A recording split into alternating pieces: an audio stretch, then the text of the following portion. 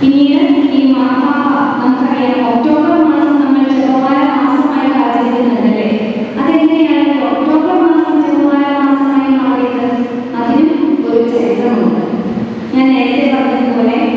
ഒരു യുദ്ധത്തിന്റെ കാര്യമാണെങ്കിൽ ആ യുദ്ധത്തിൽ 5-ാം പീയൂസ് മാർപ്പാപ്പ ജപമാല ചൊല്ലി പ്രാർത്ഥിച്ചതിന്റെ ഫലമായിട്ടാണ് ആ യുദ്ധത്തിൽ വിജയിച്ചത് എന്ന് പ്രഖ്യാപിക്കുകയും ഒക്ടോബർ 7-ാം തീയതി അവർ ലേഡി ഓഫ് വിക്ടറി എന്ന പേരിൽ ആ തിരുനാൾ ആഘോഷിക്കണമെന്ന് ആഹ്വാനം ചെയ്യുകയും ചെയ്തു.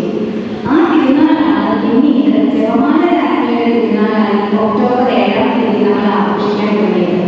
പിന്നീട് 13-ാം നൂറ്റാണ്ടിന്റെ അവസാനത്തിൽ ലയോ 13-ാമൻ മാർപ്പാപ്പ ജപമാല ഭക്തിയെ ശക്തമായി പ്രോത്സാഹിപ്പിക്കുകയും ഒക്ടോബർ മാസം ജപമാല മാസമായിട്ട് ആചരിക്കണമെന്ന് ഓർമ്മിപ്പിക്കുകയും ചെയ്തു.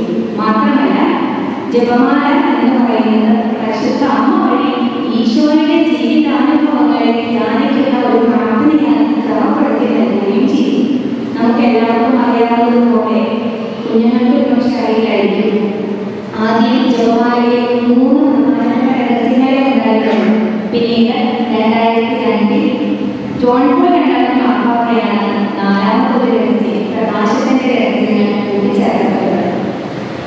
ജപമാല എന്ന് പറയുന്നത് വെറും വാക്കുകളല്ല, അതിലൂടെ പരിശുദ്ധ അമ്മയുടെ ഹൃദയത്തിലേക്ക് നമ്മൾ എത്തുകയാണ്.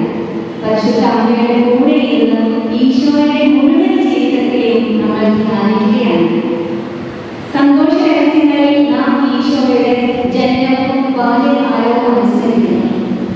എന്ന് വെച്ചാൽ ദൈവം മനുഷ്യനായി പിറന്നതിന്റെയും ജീവിച്ചതിന്റെയും അത്ഭുതം നമ്മൾ ധ്യാനിക്കുകയാണ്. പ്രകാശത്തിന്റെ രഹസ്യത്തിലേക്ക് പ്രവേശിക്കുമ്പോഴും ഈശോ എന്തൊക്കെ കാര്യങ്ങൾ എങ്ങനെയൊക്കെ ചെയ്തു എന്ന് ധ്യാനിക്കുകയാണ്. ഈ ലോകത്തിന്റെ പ്രകാശമായി നമ്മൾ മാറേണ്ടത് എങ്ങനെയെന്ന് പ്രകാശത്തിന്റെ രഹസ്യത്തിലൂടെ നമ്മെ ആഴത്തിൽ ചിന്തിക്കുകയാണ്. പിന്നീട് ദുഃഖരഹസ്യങ്ങളിലേക്ക് കടക്കുമ്പോൾ ഈശോയ്ക്ക് നമ്മോടുള്ള സ്നേഹത്തിന്റെ ആഴം വെളിപ്പെടുത്തുന്ന ഈശോയുടെ വികാസത്തിന്റെ മരണങ്ങളെ നമ്മൾ ധ്യാനിക്കുന്നു. മഹത്വരഹസ്യത്തിലേക്ക് പ്രവേശിക്കുമ്പോഴും ഈശോയുടെ ഉയർപ്പിന്റെ വിജയം, പരിശുദ്ധ മാതാവിന്റെ ഈശോയോടൊപ്പം ചേർന്ന് നിന്ന് ദൈവഹിതത്തോട് പൂർണ്ണമായി വിധേയപ്പെട്ട പരിശുദ്ധ അമ്മയുടെ ജീവിതത്തിന്റെ വിജയം, അത് നമ്മൾ ആഘോഷിക്കുകയാണ്. സന്തോഷത്തിലായാലും സമ്പന്നത്തിലായാലും നേട്ടത്തിലായാലും ഓട്ടത്തിലായാലും ഏത് ദുരിതങ്ങളുടെ നടുവിലായാലും ദൈവഹിതത്തോട് ചേർന്ന് നിന്ന് അവരുടെ ജീവിതത്തിൽ ഉണ്ടാകാനുള്ള മഹത്വത്തിന്റെ അനുഭവം, അത് നമ്മെ ഓർമ്മിപ്പിക്കുന്നതാണ് ഈ മഹത്വത്തിന്റെ രഹസ്യം. ഇനി ജപമാല എന്ന വാക്കിന്റെ അർത്ഥം കൂടി പറഞ്ഞ് ആ സബ്ജക്റ്റ് നമുക്ക് അവസാനിപ്പിക്കാം. ജപമാല എന്ന വാക്കിന്റെ അർത്ഥം എന്താ? റോസറി എന്ന് പറയുന്ന ലാറ്റിൻ വാക്കിലെ റൊസാരിയിൽ നിന്നാണ് വന്നത്. പൂന്തോട്ടം, റോസാപ്പൂക്കളുടെ മാല എന്നൊക്കെ അർത്ഥം.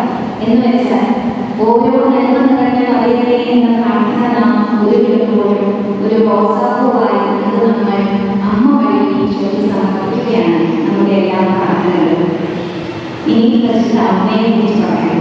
പരിശുദ്ധ അമ്മ എങ്ങനെയാണ് നമ്മുടെ ജീവിതത്തിന്റെ മാതൃകയും ശക്തിയും ഒക്കെ ആവുന്നത്?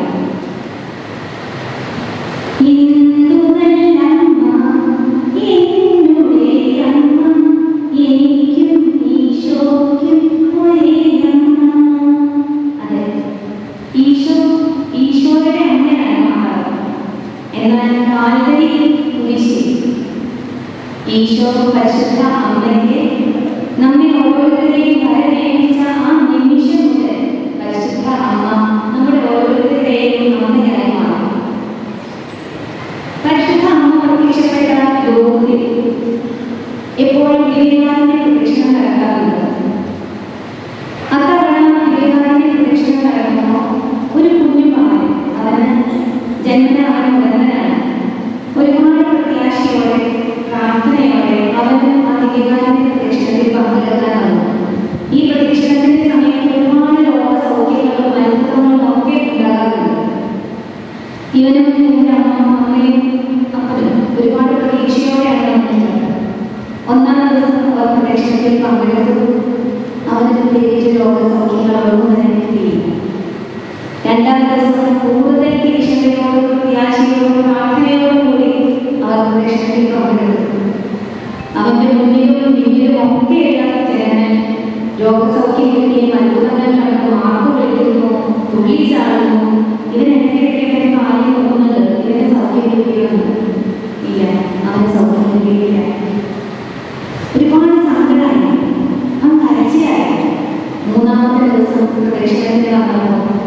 വിവേകാനന്ദ ഈശോയുടെ മുഖത്ത് നോക്കിയുള്ള ഒറ്റ ഡയലോഗാണ്, ഈശോയെ ഇന്ന് നീ എന്നെ സുഖപ്പെടുത്തിയില്ലെങ്കിൽ ഞാൻ നിന്റെ അമ്മയോട് പറഞ്ഞു കൊടുക്കും കേട്ടോ.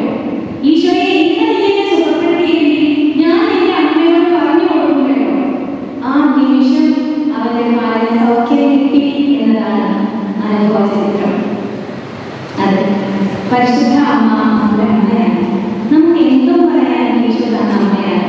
നമ്മുടെ സന്തോഷങ്ങൾ നമുക്ക് പറയാം, സങ്കടങ്ങൾ നമുക്ക് പറയാം, നമ്മുടെ ആഗ്രഹങ്ങളും സ്വപ്നങ്ങളും പറയാം, പ്രതീക്ഷകളും പേരുകളും പറയാം, ഉത്കണ്ഠകളും ആരാധനകളും പറയാം. നമ്മെ മനസ്സിലാക്കാൻ കഴിയുന്നവരമ്മ, നമ്മുടെ വീട്ടിലെ ഒരമ്മ. അമ്മയെ നമുക്ക് അമ്മയായി കാണാം, സ്നേഹിതയായി കാണാം, എങ്ങനെ വേണമെങ്കിലും കാണാം. എങ്കിലും നമുക്ക് ഒത്തിരി ഇഷ്ടം നമ്മളെ അമ്മയായി തന്നെ കാണാനാണ്. കാരണം അമ്മ മനസ്സിന് മക്കളായാൽ പ്രത്യേക ചാതുകയുണ്ട്. അതുകൊണ്ട് തന്നെ അമ്മയെ അമ്മയായി കാണാൻ നമുക്കൊക്കെ പറ്റും. അമ്മയുടെ പ്രത്യേകത എന്താ? അമ്മയ്ക്ക് ഒരുപാട് ജീവിതാനുഭവങ്ങളുണ്ട്. നമ്മൾ ഓരോരുത്തരും കടന്നു പോകുന്ന ജീവിത പാതകളേക്കാൾ കഠിനമേറിയ ജീവിത പാതകളിലൂടെ കടന്നുപോയ അമ്മയാണ്. അതുകൊണ്ട് തന്നെ അമ്മയ്ക്ക് നമ്മുടെ സങ്കടങ്ങളും നമ്മുടെ അവസ്ഥകളും മനസ്സിലാക്കാൻ പറ്റും. മാത്രമല്ല അമ്മയ്ക്ക് ഓരോ ജീവിതാനുഭവത്തെയും എങ്ങനെയാണ് നോക്കിക്കാണേണ്ടതെന്നും അഭിമുഖീകരിക്കേണ്ടതെന്നും അറിയാം. അതുകൊണ്ട് നമ്മുടെ വ്യത്യസ്തങ്ങളായ ജീവിതാനുഭവങ്ങളെ നമ്മെ സഹായിക്കാൻ വഴി നടത്താൻ അമ്മയ്ക്ക് കഴിയും. ഇനി നമുക്ക് കാര്യം ചെയ്യാം. പരിശുദ്ധ അമ്മയുടെ ചില സ്വഭാവ പ്രത്യേകതകളും അത്തരം സാഹചര്യങ്ങൾ നമ്മുടെ ചില പ്രത്യേകതകൾ എന്താണെന്ന് താരതമ്യം ചെയ്ത് നോക്കാം. ഒന്നാമതായി പരിശുദ്ധ അമ്മ എപ്പോഴും ആദ്യമായി സംസാരിക്കുന്നത് ദൈവത്തോടാണ് എന്നുള്ളതാണ്. ദൈവത്തോട് ആദ്യം സംസാരിക്കുന്ന ഒരാൾക്ക് മനുഷ്യരോട് അധികം കഴിക്കാൻ പറ്റില്ല എന്നാണ് അനുഭവം. പരിശുദ്ധ അമ്മയ്ക്ക് കഴിക്കാൻ ഒരുപാട് കാര്യങ്ങളുണ്ട്. ഉദരത്തിലുള്ളത് ദൈവപുത്രനാണെന്ന് പറയുന്നു, പക്ഷേ പ്രസവിക്കാൻ ഒരു ഇടം പോലും കിട്ടുന്നില്ല. അവസാനം പ്രസവിച്ചത് ഒരു കാലിലൂടെ. ഇനി അവിടെ ഒന്ന് സമാധാനത്തിൽ കിടക്കാമെന്ന് വെച്ചാൽ പറ്റില്ല. രാത്രിക്ക് രാത്രി അവിടെ ഒഴിച്ചു. ഇനി അതും കഴിഞ്ഞ് ചെന്നിടത്തൊന്ന് സമാധാനത്തിലാവാമെന്ന് വെച്ചാൽ അവിടെയും സമ്മതിച്ചില്ല. അവിടെ നിന്നും അടുത്ത രാജ്യത്തിലേക്ക് വരാൻ.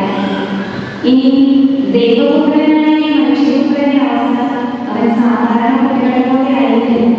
അവന്റെ ചിന്തകളും വാക്കുകളും പ്രവൃത്തികളും ഒട്ടും വ്യത്യസ്തമായിരിക്കും.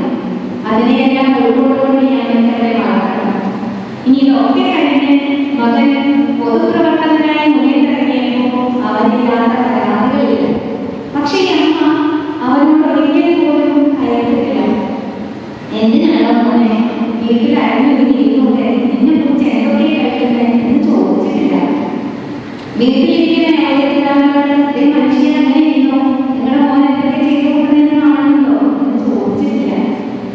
നാട്ടുകാരോട് കരയിക്കാൻ പോയില്ല. പരിശുദ്ധ അമ്മ കരയിക്കാൻ പോവുകയില്ല. അവളെല്ലാം ഹൃദയത്തിൽ സമർപ്പിച്ചു. ഇനി ഈശോയുടെ വിവേകാനന്ദ യാത്രകളിൽ ഈശോയെ അടിച്ചു പൊളിച്ചു. ഒടുവിൽ ഈശോയെ കുരിശിൽ തറച്ചു നിന്ന ആ ജനങ്ങളോട് പരിശുദ്ധ അമ്മ പരിഭവപ്പെട്ടില്ല. എന്റെ മകനെ രക്ഷിക്കണേ എന്ന് ഞാൻ അപേക്ഷിക്കാൻ പോയിട്ടില്ല. കാരണം ആ അമ്മ എല്ലാം ദൈവവുമായി നേരത്തെ തന്നെ സംസാരിച്ചു വെച്ചതാണ്. ദൈവം ഓരോ അനുഭവത്തിന്റെയും അർത്ഥം എന്തെന്ന് അവൾക്ക് അവരുടെ സംസാരത്തിനിടയിൽ പറഞ്ഞു കൊടുത്തിട്ടുണ്ട്. അതിനാൽ ഓരോന്നിന്റെയും അർത്ഥം എന്തെന്ന് ഗ്രഹിക്കാൻ അവർക്ക് സാധിച്ചു. ഇനി നമ്മുടെ സ്ഥിതിയോ? നമുക്ക് കഴിക്കാൻ ഒരുപാട് കാര്യങ്ങളുണ്ട്. നമ്മൾ ആദ്യം മനുഷ്യരോട് കഴിക്കും, നമ്മോട് തന്നെയും കഴിക്കും, ഒരുപാട് പരാതികൾ പറയും. പ്രശ്നങ്ങളെ പരിഹരിക്കാൻ മൂന്നിനെ വീഴുന്നത് പോലെ ഒരുപാട് കാര്യങ്ങൾ നമ്മളുണ്ടാകും. ഇതൊക്കെ കഴിഞ്ഞ് എല്ലാം കുളമായി എന്ന് മനസ്സിലായി കഴിഞ്ഞാൽ നമ്മൾ ദൈവസന്നിധിയിലെത്തും. ദൈവമേ രക്ഷിക്കണേ എന്നുള്ള ആരാധനയും പ്രാർത്ഥനയും പിന്നീടാണ്. പക്ഷേ പരിശുദ്ധ അമ്മ നമ്മൾ ഓർമ്മിപ്പിക്കുന്നത് നേരെ തിരിച്ചു ചെയ്യാനാണ്. ആദ്യം ദൈവത്തോട് സംസാരിക്കണം, അതിനുശേഷം മനുഷ്യരോട്. അപ്പോൾ കുറേ പ്രശ്നങ്ങളൊക്കെ അതിനാൽ തന്നെ ഇല്ലാതാകും എന്നാണ് അമ്മ പറഞ്ഞുകൊണ്ടിരിക്കുന്നത് വലിയ കാര്യം. ഇനി രണ്ടാമത്തെ അമ്മയുടെ പ്രത്യേകത പരിമിതികളിലും മെച്ചപ്പാടുകളിലും മറ്റുള്ളവർക്ക് ശുശ്രൂഷ ചെയ്യാൻ ഓടി ചെന്ന ഉദാഹരണത്തിന് പരിശുദ്ധ അമ്മ ഇളം പ്രായത്തിലാണ് ഗർഭിണിയായത്. അതിൻ്റെതായിട്ടുള്ള ബുദ്ധിമുട്ടുകളൊക്കെ ഉണ്ടാകുമെന്ന് അവൾക്കറിയാം. ആ നിമിഷത്തിൽ തന്നെ അവൾ അറിഞ്ഞു അവളുടെ ഇളയമ്മയായ ഈശോ ഗർഭിണിയാണ്, 6 മാസമായിട്ടുള്ളത്. ഈ ഇളയമ്മ എന്ന് പറയുന്ന വാർദ്ധക്യ ചെന്നവളാണ്, ശുശ്രൂഷ ആവശ്യമുള്ളവളാണ്. പരിശുദ്ധ കന്യകാമറിയം കേട്ട പാതി കേൾക്കാത്ത പാതി അങ്ങോട്ട് ഓടുകയാണ് ശുശ്രൂഷിക്കാൻ. ഇളയമ്മയ്ക്ക് തന്റെ സാന്നിധ്യം ആശ്വാസം പകരുമെന്ന് അവൾക്കറിയാം. നാണക്കേടിന്റെയും കഷ്ടപ്പാടിന്റെയും കാലഘട്ടത്തിൽ തന്റെ സാന്നിധ്യം ആവശ്യമായ തരത്തിൽ ഓടിച്ചെന്ന് ശുശ്രൂഷ ചെയ്യുന്ന പരിശുദ്ധ അമ്മ അവരുടെ സാന്നിധ്യം എലീശായ്ക്കും സഖറിയായ്ക്കും എന്തിന് എലീശാമ്മയുടെ ഉദരത്തിലുള്ള കുഞ്ഞിനെ ഓർക്കാൻ പോലും സന്തോഷം കൊടുക്കും. ഇതേ കാര്യം തന്നെ മറ്റു തരത്തിലും മറിയത്തിന് ചിന്തിക്കാമായിരുന്നു. ഞാനാരാ? ദൈവപുത്രന്റെ അമ്മ എന്ന് പറഞ്ഞാൽ ദൈവമാറാകും. ഇനി അല്ലാതെ എന്നെ ശുശ്രൂഷിക്കട്ടെ, എനിക്കെന്നെ പരിഗണന വേണ്ടത് എന്നും മറിയത്തിന് ചിന്തിക്കാമായിരുന്നു. പക്ഷേ അവൾ അങ്ങനെ ചിന്തിച്ചില്ല. നമ്മുടെ അവസ്ഥകൾ എന്താണ്? എക്സ്ക്യൂസുകളുടെ ഒരുപാട് കാലഘട്ടങ്ങളിലാണ് നാം ജീവിക്കുന്നത്. നമ്മുടെ ഒരു സ്വാർത്ഥത പലതരം എക്സ്ക്യൂസുകൾക്ക് വഴിമാറിക്കൊടുക്കുന്ന കാലഘട്ടം. നമ്മളെന്താ പറയാ, മറ്റുള്ളവരെ സഹായിക്കാനൊക്കെ എനിക്ക് മനസ്സൊക്കെ ഉണ്ട്, പക്ഷേ ഞാനും കഷ്ടപ്പാടുകൾ തീർക്കുക. വീട്ടിലെ പ്രായമായ അപ്പനും അമ്മയൊക്കെ ഉണ്ട്, ചെന്ന് കാണാനും കുറച്ച് ദിവസം കൂടെ നിൽക്കാനും കുറച്ച് നേരം അവരെ സംസാരിക്കാനൊക്കെ ആഗ്രഹമൊക്കെ ഉണ്ട്. പക്ഷേ ജോലിയിലേക്ക് ഒഴിക്കുന്ന നേരമുണ്ട്. അവനാന്റെ കുടുംബത്തിലെ കാര്യം തന്നെ നോക്കാൻ പറ്റുന്നില്ല, എന്നിട്ടല്ലേ അയൽപ്പക്കത്തെ കാര്യം. ഇങ്ങനെ ഒരുപാട് എക്സ്ക്യൂസുകളുടെ ഒരു കാലഘട്ടം. നമ്മുടെ കഷ്ടപ്പാടും ദുഃഖ ദുരിതങ്ങളും എല്ലാം ഒഴിഞ്ഞ് നന്മ ചെയ്യാമെന്ന് വെച്ചാൽ നടക്കില്ല. അതാണ് പരിശുദ്ധ അമ്മ നൽകുന്ന മറ്റൊരു പാഠം. കഷ്ടപ്പാടിന്റെയും ദുരിതത്തിന്റെയും കാലഘട്ടങ്ങളിലും മറ്റുള്ളവർക്ക് നേരെ ഒരു സഹായഹസ്തം നേടാൻ നമുക്ക് സാധിക്കണം. ഈ അവസരത്തിൽ കുഞ്ഞിക്കാരെ ഓർമ്മ വന്നുകൊണ്ട് പറയാണ്, നമ്മുടെ ക്രിസ്തീയത എന്ന് പറയുന്നത് ഈ പറഞ്ഞല്ലോ കഷ്ടപ്പാടുകളും ദുരിതങ്ങളിലും അതെല്ലാം മറന്നുകൊണ്ട് മറ്റുള്ളവർക്ക് നേരെ ഒരു സഹായഹസ്തം നേടാനുള്ള ഒരു ജീവിത ശൈലിയാണ് നമ്മുടെ ക്രിസ്തീയ ജീവിത ശൈലി, ക്രിസ്തീയത. നമ്മുടെ കോട്ടപ്പടികളൊക്കെ കഴിഞ്ഞ ദിവസം നമുക്ക് മിഷൻ തന്നെ കഴിഞ്ഞു. വളരെ നല്ലൊരു കളക്ഷൻ തന്നെ നമ്മുടെ ഭാഗത്തോട് ഉണ്ടായെന്ന് അറിയേണ്ടത്. അതിനാൽ എല്ലാം പാർട്ടികൾ അയച്ചു. ഇത് നമ്മുടെ നമ്മൾ ക്രിസ്ത്യാനികൾ മാത്രം അഭിമാനിക്കാവുന്ന ഒരു നേട്ടം തന്നെയാണ്.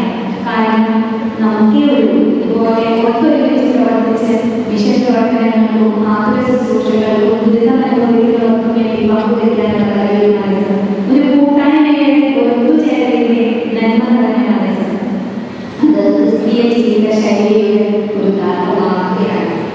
ഇനി ചിലരിൽ നമ്മൾ കണ്ടിട്ടുണ്ടാവും, അതുവരെ പലരോടും സഹിഷ്ണുതയോടും സ്നേഹത്തോടും കൂടി പെരുമാറിയിരുന്ന ചില ഉദാഹരണങ്ങൾ ലഭിക്കുമ്പോൾ സോഷ്യൽ സ്റ്റാറ്റസും കൂടുമ്പോൾ മറ്റുള്ളവർ തന്നെ പരിഗണിക്കണം, തന്നെ ശുശ്രൂഷിക്കണം എന്നൊരു ചിന്താഗതിയിലേക്ക് മാറും. ഇവിടെ പരിശുദ്ധ ഓർമ്മിപ്പിക്കുന്നു, അല്ല ശുശ്രൂഷിക്കപ്പെടാനല്ല ശുശ്രൂഷിക്കാനാണ് നാം ഓരോരുത്തരും ഏർപ്പെട്ടിരിക്കുന്നത്. പരിശുദ്ധ വെല്ലുവിളിക്കുന്നത് എങ്ങനെയാണ്? നിന്റെ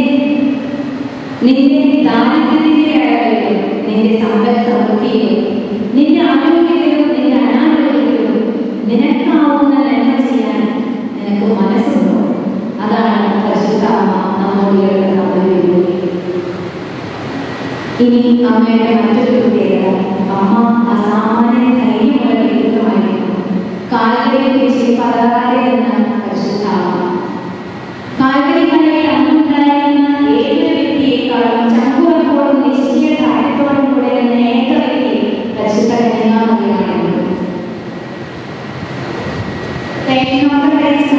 നമുക്കറിയാം, ഈശോയുടെ വിചാരണ മുതൽ കാൽവരിയിലേക്കുള്ള യാത്രയിൽ തുടർന്ന് ഈശോയെ കുരിശിലടയ്ക്കുന്ന സമയത്തും ഈശോയോടൊപ്പം നിന്ന് ഈശോയോടൊപ്പം നടന്ന ഈശോയ്ക്ക് ചടിയെല്ലാം ഹൃദയത്തിൽ ഏറ്റുവാങ്ങിയ സ്ത്രീ ശക്തിയായിരുന്നു പരിശുദ്ധ അമ്മ. ഈശോയുടെ പീഡാസനങ്ങളെ അനുഭവിച്ച മഗ്ദലന മറിയം ഉൾപ്പെടെയുള്ള സ്ത്രീകളെയും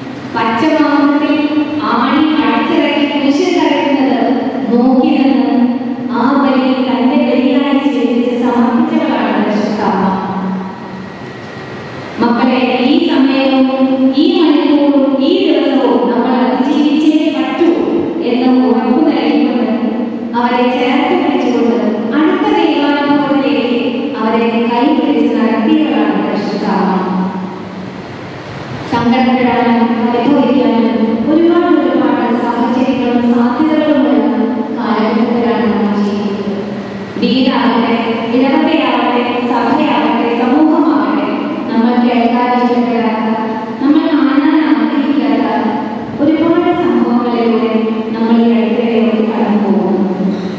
ഇത്തരം സാഹചര്യങ്ങളിൽ ചങ്കുറപ്പോടെ പിടിച്ചു നിൽക്കാൻ നമുക്ക് സാധിക്കണമെങ്കിൽ ഉറച്ച ദൈവാശ്രയത്വവും ദൈവാനുഭവവും നമുക്ക് കൈകൊണ്ടരായിട്ടുണ്ടായി മതിയാവും.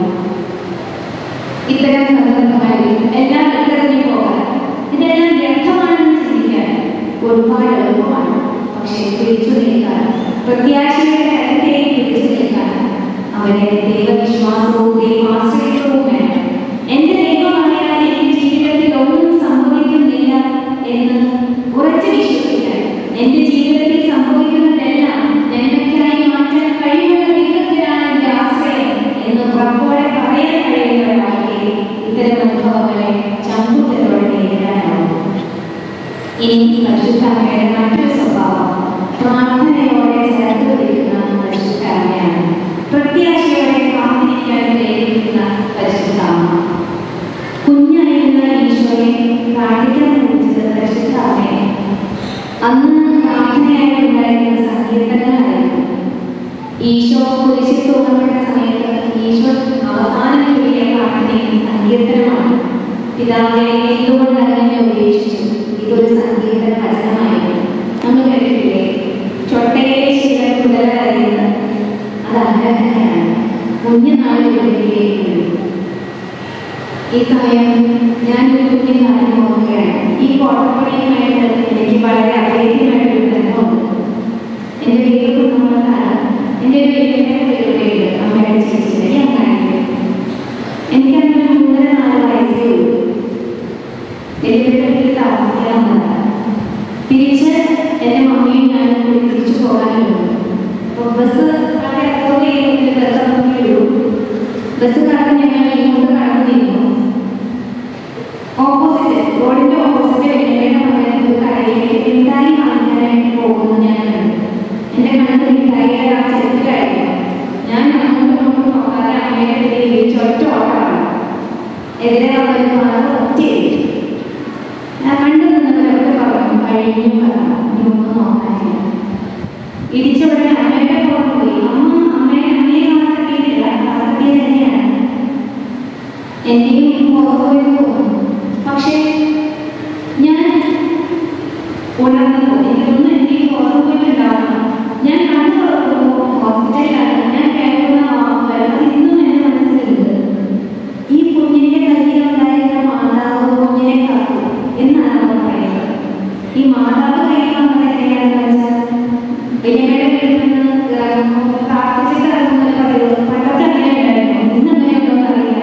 നമ്മൾ എങ്ങോട്ട് പോകുമ്പോഴും രൂപക്കൂടലിൽ മുന്നിൽ നിന്ന് പ്രാർത്ഥിച്ചതും കുറിച്ച് വരച്ചിട്ടേ പോകുള്ളൂ. അന്ന് വലിയമ്മയുടെ വീട്ടിൽ അങ്ങനെ പ്രാർത്ഥിക്കുന്ന സമയത്ത് രൂപക്കൂടലിന്റെ അടുത്ത് കുഞ്ഞു മാതാവുണ്ടായിരുന്നു, വേളാങ്കണ്ണി മാതാവ്. അന്നത് വേളാങ്കണ്ണി മാതാവാണെന്നും അറിയില്ല, കുഞ്ഞു മാതാവ്, എൻ്റെ കയ്യിൽ ഒതുങ്ങുന്ന കുഞ്ഞു മാതാവ്. അപ്പൊ ഞാൻ വലിയമ്മയുടെ വാശി വെച്ചു, വലിയ മാതാവിനാണ് വലിയമ്മ തന്നു. ആ മാതാവിനെ ഓർപ്പിച്ചുകൊണ്ടാണ് ഞാൻ തിരിച്ചു പോകുന്നത്. ഇടിച്ചെങ്കിലും കഴിയുന്ന മാതാവ് പോയിട്ടുണ്ടായിരുന്നില്ല.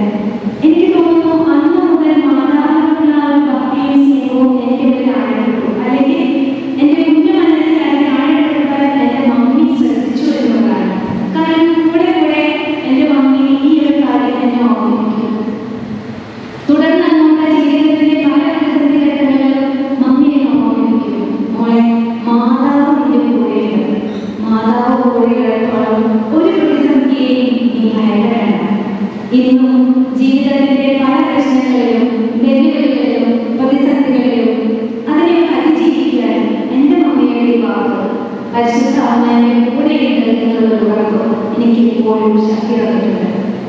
ഞാൻ പറഞ്ഞു വരുന്നതിനാണ് എത്ര നേരമില്ലെന്ന് പറഞ്ഞാലും കാലം എത്ര അഡ്വാൻസ്ഡ് ആയി എന്ന് പറഞ്ഞാലും നമ്മുടെ കുഞ്ഞുങ്ങളെ പ്രാർത്ഥിക്കാൻ നമ്മൾ പഠിപ്പിക്കണം. കുഞ്ഞിന്റെ കയ്യിൽ മൊബൈൽ ഫോൺ കൊടുക്കുന്നതിന്റെ കാണിക്കുന്നതിന്റെ ഇരട്ടി തീക്ഷ്ണത. ആ കുഞ്ഞിന്റെ കയ്യിൽ ഒരു ജപമാല വെച്ച് കൊടുക്കാൻ നമ്മൾ ചാമുറ്റം കാണിക്കണം. കുഞ്ഞിനെ ഇപ്പോഴേ വിശ്വാസത്തിൽ പരിശീലനം നൽകാൻ ഒരു ജപമാല ചൊല്ലി പ്രാർത്ഥിക്കേണ്ടത് എങ്ങനെയെന്ന് ഇവരെ പഠിപ്പിക്കണം. കഥയിൽ വളർന്നിട്ട് കാര്യമില്ല എന്ന് നമ്മൾ അറിയും. അത് സത്യമല്ലേ? കുഞ്ഞുനാളിൽ നമുക്ക് കിട്ടിയതെന്തോ അതേ വലുപ്പത്തിലും ആഴത്തിലും നമ്മുടെ ഉള്ളിലുണ്ട്. അതുകൊണ്ട് കുഞ്ഞുങ്ങളെ ഇന്ന് എത്ര നേരം പറഞ്ഞാലും നമ്മൾ മാതാപിതാക്കളോട് ശ്രദ്ധിക്കാൻ കടപ്പെട്ടവരാണ്. പ്രത്യാശയോടെ കാത്തിരിക്കാൻ, പ്രതീക്ഷയില്ലാതെ കാത്തിരിക്കാൻ പഠിപ്പിക്കുന്ന അതാണ് ഈശോ മരിച്ചു, 3-ാം ദിവസം ഉയർത്തെഴുന്നേറ്റു, 40-ാം ദിവസം സ്വർഗ്ഗാരോഹണം ചെയ്തു. സ്വർഗ്ഗാരോഹണം ചെയ്യുന്നതിന് തൊട്ടു മുൻപ് ഈശോ ഒരു കാര്യം പറഞ്ഞു: ഉന്നതത്തിൽ നിന്ന് ശക്തി സംഭരിക്കുന്നത് വരെ നിങ്ങൾ നഗരത്തിൽ തന്നെ വസിക്കണം, ഞാനൊരു സഹായകനായിരിക്കും. ഇന്ന് നമുക്കറിയാം 10 ദിവസം കഴിയുമ്പോൾ പരിശുദ്ധാത്മാവ് വന്നുവെന്നും അവരെല്ലാവരും ധൈര്യശാലികളായി. പക്ഷേ അന്ന് അവർക്ക് അറിയില്ലായിരുന്നു ഏതാണ് ഈ സഹായകനെന്നോ, എങ്ങനെയാണ് ഈ ഉന്നതത്തിൽ നിന്നുള്ള ശക്തി വരുന്നതെന്നോ, എപ്പോഴാണ് അത് സംഭവിക്കുക എന്നോ ഒന്നും അറിയാതെ പേടിച്ചറിഞ്ഞിരുന്ന ഒരു ശിശു സമൂഹത്തെ നമ്മൾ ബൈബിളിൽ കാണുന്നുണ്ട്. ഇവരെ എല്ലാവരെയും ചേർത്ത് പിടിച്ച് പ്രത്യാശയോടെ പ്രാർത്ഥനയോടെ കാത്തിരിക്കാൻ പഠിപ്പിച്ചവരാണ് പരിശുദ്ധ. അതിനെ കണക്കാക്കിയുണ്ടാവുകയും ചെയ്തു. പുസ്തകത്തെ അവരെല്ലാവരും പരിശുദ്ധാത്മാവുമായി കാത്തിരിക്കും. അത് ഏറ്റവും അലോസരപ്പെടുത്തുന്ന, അസ്വസ്ഥതയുള്ളതാക്കുന്ന കാര്യമാണ്. ഒരു സ്ഥലത്തേക്ക് പുറപ്പെടാൻ ഇറങ്ങുമ്പോൾ 5 മിനിറ്റ് ബസ്സൊന്നും വൈകില്ല. പുറപ്പെട്ടു നിൽക്കുമ്പോൾ വീട്ടിലുള്ള ബാക്കിയുള്ളവർ ഒരുങ്ങി പുറപ്പെടാൻ കുറച്ച് സമയം വൈകില്ല. ഇങ്ങനെയുള്ള കുഞ്ഞു കുഞ്ഞു കാര്യങ്ങളുണ്ട്. കല്യാണം നടക്കാതെ വൈകിയാൽ, കല്യാണം കഴിഞ്ഞ് ഒരു കുഞ്ഞുണ്ടാകാൻ വൈകിയാൽ, വീട് പണി ആരംഭിച്ചിട്ട് അതൊന്ന് പൂർത്തിയാക്കാൻ കഴിയാൻ വൈകിയാൽ, പഠിപ്പൊക്കെ കഴിഞ്ഞിട്ട് ജോലി കിട്ടാൻ വൈകിയാൽ, ഇങ്ങനെ കാത്തിരിപ്പിന്റെ കാര്യത്തിൽ മേലോട്ട് പോകുമ്പോൾ അത് വേദനാജനകമാണ്, ശരിക്കും സങ്കടകരമാണ്. പക്ഷേ പലപ്പോഴും ഈ കാത്തിരിപ്പിന്റെ അവസരങ്ങൾ പരാതികളായും പഴിചാരങ്ങളായും സങ്കടങ്ങളുടെ എലിപ്പറകളായും ഒക്കെ നമ്മുടെ ജീവിതത്തിൽ മാറുന്നത്. പക്ഷെ അമ്മ പഠിപ്പിക്കുന്നത് അങ്ങനെയാണ്, പ്രത്യാശയോടെ കാത്തിരിക്കാനാണ്. മക്കളെ നമുക്ക് പ്രാർത്ഥിക്കാം, കാത്തിരിക്കാം, എല്ലാം ശരിയാവും എന്ന് പറയുന്ന ഒരു അമ്മ മറിയത്തിന്റെ സാന്നിധ്യം നമ്മളെയൊക്കെ ജീവിതത്തിലും കുടുംബത്തിലും ഇന്ന് അനിവാര്യതയായി മാറിയിരിക്കുകയാണ്. കാലഘട്ടത്തിന്റെ മാറ്റമാണെന്ന് അറിയില്ല, കൊറോണ വരുത്തിയ വ്യത്യാസമാണെന്ന് അറിയില്ല, നമുക്കൊക്കെ ഇന്ന് ക്ഷമ വളരെ കുറവാക്കി നിർത്തിയാണ് തോന്നുന്നു. ഒരു കാര്യം ആഗ്രഹിച്ചാൽ ഉടനെ കിട്ടണം. നമ്മുടെ മക്കളാണെങ്കിലും ഇന്ന് കോളേജിൽ ഞാൻ കുട്ടികളെ കാണുമ്പോഴാണെങ്കിലും എനിക്ക് മനസ്സിലാവുന്ന ഒരു കാര്യം അതാണ്, ചിന്തിക്കുമ്പോഴേക്കും അവർക്കത് കിട്ടണം, ആഗ്രഹിക്കുമ്പോഴേക്കും അത് നടക്കണം. അല്ലെങ്കിൽ ദേഷ്യമാണ്, കലിയാണ്, അല്ലെങ്കിൽ പിന്നെ ഡിപ്രഷനാണ്. നമുക്ക് ക്ഷമയോടെ കാത്തിരിക്കാൻ അറിയില്ല. ഇവിടെ ദൈവാശ്രയത്തിന്റെ വലിയൊരു മാർഗമുണ്ട്. കഴിഞ്ഞ ആഴ്ചയാണ് നമ്മുടെ വിളിച്ചത് എന്റെ അടുത്ത് പറഞ്ഞത്, ഇങ്ങനെ ചെറുമാനായി കഴിഞ്ഞാൽ ഒരു സന്ദേശം പറയാമോ? മതങ്ങളുടെ അനുവാദത്തോടെ, ബഹുമാനപ്പെട്ട അച്ഛന്റെ ആശീർവാദത്തോടെ അമ്മ മറിയത്തെ കുറിച്ച് പറയാൻ കിട്ടിയ സന്ദർഭമാണല്ലോ, അത് കോട്ടപ്പടി ഇടയിലാണല്ലോ. ഞാൻ പെട്ടെന്ന് വന്നു നേരത്തെ പറഞ്ഞല്ലോ, കോട്ടപ്പടി എന്ന് പറഞ്ഞാൽ എനിക്ക് പരിശുദ്ധമായി ഓർമ്മ വരും. അത് അത്രയും ആഴമായി പറഞ്ഞിരിക്കുന്നു. ഈ ഒരു അവസരം കിട്ടിയല്ലോ എന്നുള്ള സന്തോഷത്തിൽ ഞാൻ ഉടനെ യെസ് പറഞ്ഞു. അച്ഛൻ പ്രത്യേകം പറഞ്ഞു, ദൈവത്തിന്റെ ഏറ്റവും പ്രിയപ്പെട്ട മകളായ പരിശുദ്ധാത്മാവിന്റെ മണവാട്ടിയായ പരിശുദ്ധ കന്യകാമറിയത്തെ കുറിച്ച് പറയാൻ തുടങ്ങുന്നു. നല്ലതുപോലെ പ്രാർത്ഥിച്ചൊരുങ്ങിയാണ് കേട്ടോ. ഞാൻ അക്ഷരം പ്രതി അനുസരിച്ചു, ഉപസാരിച്ചൊരുങ്ങി, അമ്മയെ കുറിച്ച് ഒരാഴ്ച ധ്യാനിച്ചു, ഒരുങ്ങി. എന്തിനു പറയുന്നു, വെള്ളിയാഴ്ച വൈകുന്നേരം വലിയൊരു പണി. എവിടെ നിന്നറിയില്ല, അതെല്ലാം ഓടിച്ചാടി നടന്നിരുന്ന ഞാനാണ്. പെട്ടെന്നൊരു പണി, നേരം എടുത്തു. ഇന്നലെ ആയപ്പോഴും കുർബാനയുടെ സമയം മുതൽ ലൂസ് മോഷൻ, വോമിറ്റിംഗ്, ക്ഷീണത്തോട് കൂടിയ പണി. ഞാൻ വിചാരിച്ചു അവസാനിച്ചു, എനിക്ക് നിൽക്കാൻ പോലും പറ്റുന്നില്ല. മറുപടി സഹോദരിമാരും പ്രായപ്പെട്ടു, ഹോസ്പിറ്റലിലേക്ക് പോയി, ഇഞ്ചക്ഷൻ എടുത്തു, ഒരു പ്രോബ്ലം. ഉച്ച വരെ കാത്തു, കുറവില്ല. ഒടുവിൽ മക്കൾ പറഞ്ഞു, വളരെ നോക്കി കാര്യമാണ് കണ്ടിട്ടാണ്. സഹോദരിമാരുടെ ഒഴുകി വന്നു, സിസ്റ്റർ നാളെ സിസ്റ്റർ നമ്മൾ പറയണ്ടല്ലേ, പറയാനൊന്നും തോന്നില്ല, അച്ഛനോട് പറയാൻ മനസ്സ് സമ്മതിക്കുന്ന കഴിയില്ല. പക്ഷെ അത് പറയുന്നത് ന്യായവും യുക്തവുമാണ്. അത് പറഞ്ഞു, അച്ഛനെ ഇഷ്ടപ്പെടുന്ന പറ്റില്ല, അച്ഛനോട് പറയാം, അച്ഛൻ തരാൻ നോക്കിക്കോട്ടെ. ഞാൻ മൗനമായിട്ട് സംഭവിക്കുന്നത് സംഭവിക്കട്ടെ. ഇത് ഞാൻ പറയുന്നത്, ഇതിന് നമ്മുടെ അച്ഛൻ കൊടുത്ത മറുപടിയെ കുറിച്ച്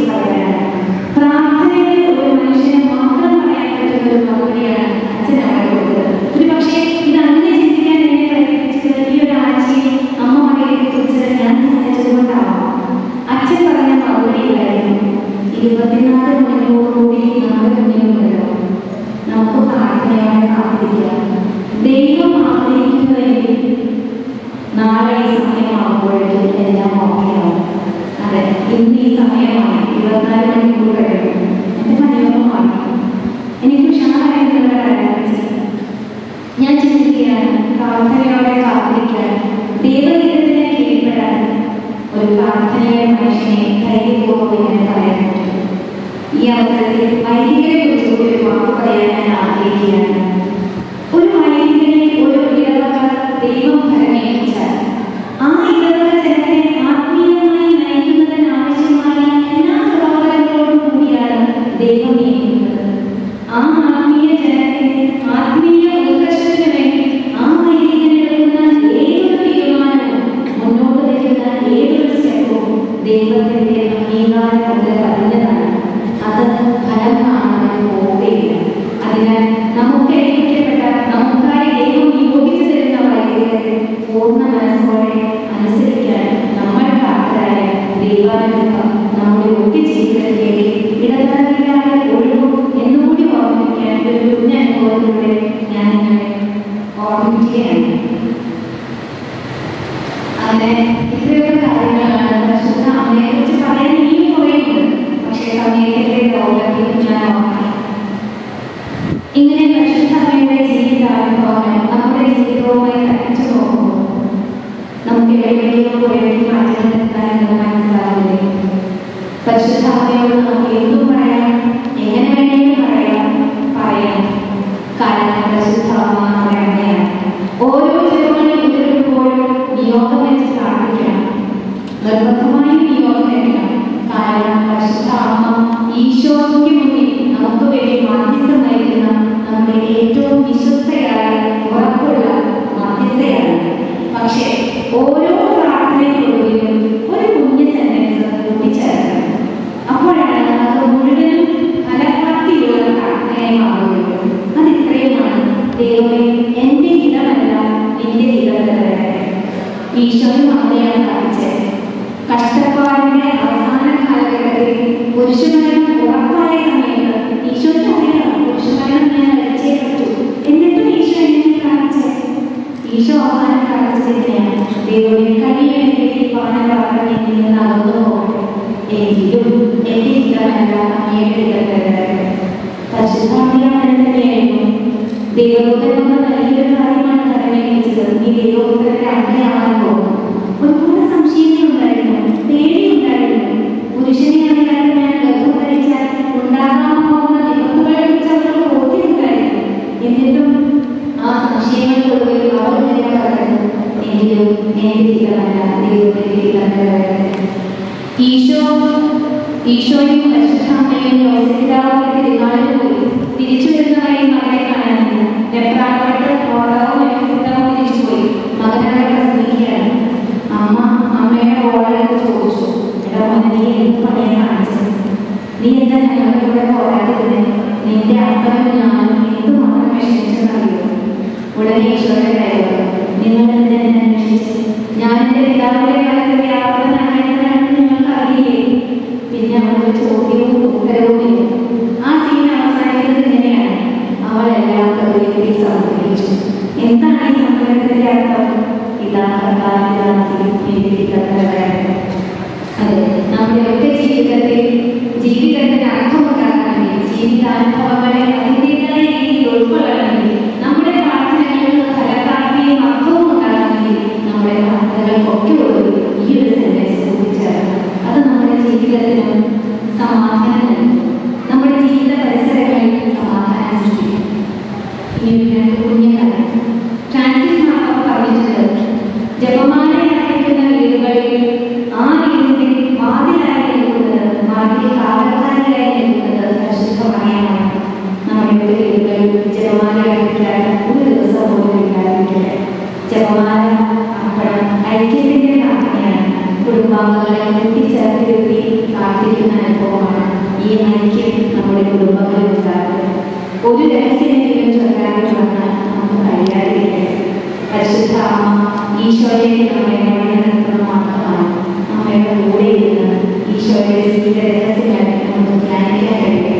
പരിശുദ്ധ അമ്മ നമുക്ക് വഴികാട്ടിയും മധ്യസ്ഥയുമായിരിക്കട്ടെ.